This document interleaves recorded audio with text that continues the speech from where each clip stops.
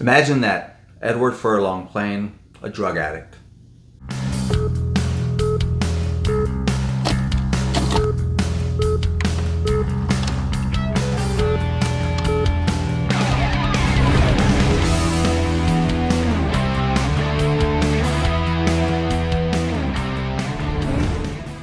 What's going on, people? Alex Thorn here, and I'm just a rock and roller who in his downtime likes to watch movies while wearing a bandana. And I've been on this trip where I've been watching the Night of the Demons franchise. 1, 2, 3, you can find them all on this channel. And now I'm gonna finally review the Night of the Demons remake from 2009. You know, I watched this movie, I think twice before. And it came out in 2009. How or when I decided to watch it between then and now and all that stuff, I might have watched it as soon as it came out. And I think I remember renting it. I could be wrong. If Blockbuster was still around in 2009, physically, then I probably rented it. And after that, I might have just threw it on in the background.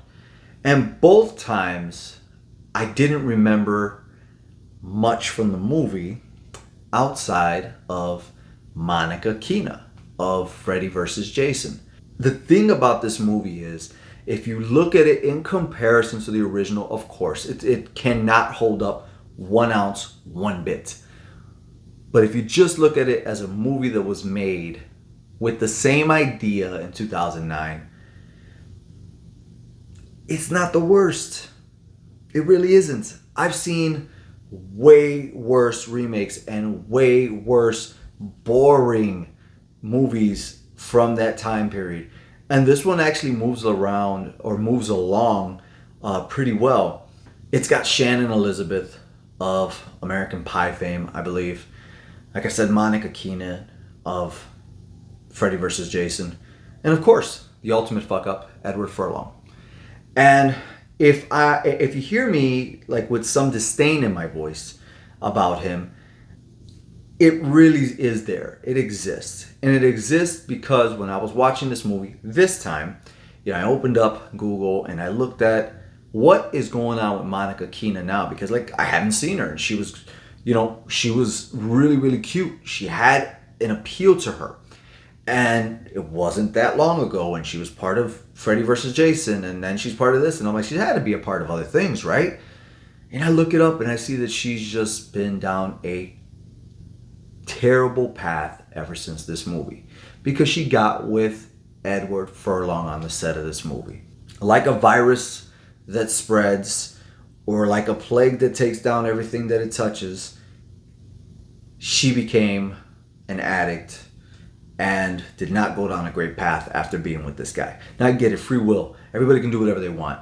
But when a person, specifically a woman, is in love with a man and she sees qualities in that man of being with him, to him lead and be the man of the relationship, you can take people down some dark paths if you don't actually be a man. And Edward Furlong took this girl down a really dark path, and that's why I'm saying his name with disgust and with anger when I say it, because it's not cool to see somebody so talented once upon a time literally be at a Comic-Con freaking out, man. Freaking out. I saw this video of her just sitting there with her eyes wide open and doing this weird stuff with her mouth and trying to stay still, and I was like, my God, she's cracked out, man. So with all that, behind us, the movie itself, Shannon Elizabeth plays Angela, and she doesn't have any of the appeal of the original actress. In fact, she doesn't even really stand out in this movie as somebody you want to see. And specifically when she turns into a demon, it is a very, very bland looking demon. Sex is as much a part of this movie as it was with part 1 and part 2, a little bit in part 3, but in this one they really lean heavily on the demons having sex after they turn. Linnea Quigley makes an appearance in this movie in her original outfit. It's really cool to see her in that. She looks like she hasn't aged a bit. And the person that's playing Suzanne, her role in this movie, the way she turns into a demon is wild, because she decides to have sex with the guy in Hull House. and he enters her rear end, and that's how she becomes a demon.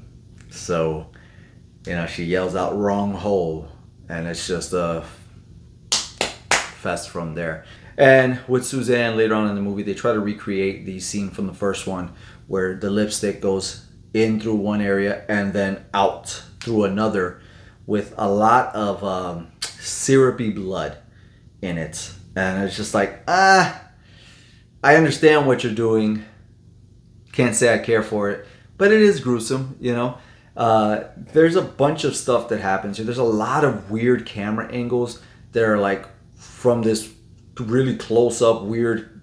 You can get suspense and to make the audience member feel like they're there without putting the camera this close to them with this weird, off balance effect. I don't know who, whoever came up with that was just not working for this movie. But, outside of that, there's the same story, but they elaborate on it a little bit more. Instead of just telling you about the demons from the past, this one actually kind of transfers you back to it and shows you what happened back then, and that they need 7 demons total. And if the original girl, it didn't get completed because she hung herself before they could turn her into a demon. And by the end of this movie, Monica Keena actually portrays a similar act but doesn't follow through with it. And I know I'm skipping a lot, and I'm not giving you a lot because even though I just got done watching this movie, similar to part 3, it's a blur. One person after another turns. It's just not a good turn, though. A lot of it is a downfall, but then as a 2009 movie, it's okay. It's not the worst thing in the world. For this movie to cost more than anything else did, I understand times go on and things cost more, but you kind of wonder where all the budget went, because there's very few people in this movie. So it's $10+ million on what?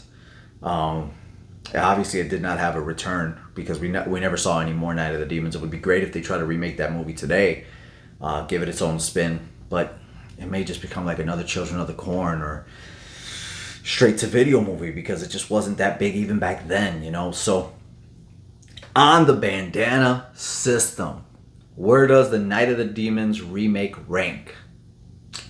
I gotta give it a 2 bandana out of 5 because there's just nothing memorable about it, but it's not the worst thing in the world. I'd give it a 0 bandanas if it's unwatchable, 1 bandana if it's it's watchable but it's terrible, but it's not. It's just not memorable. But you can put it on in the background just fine, you know what I mean?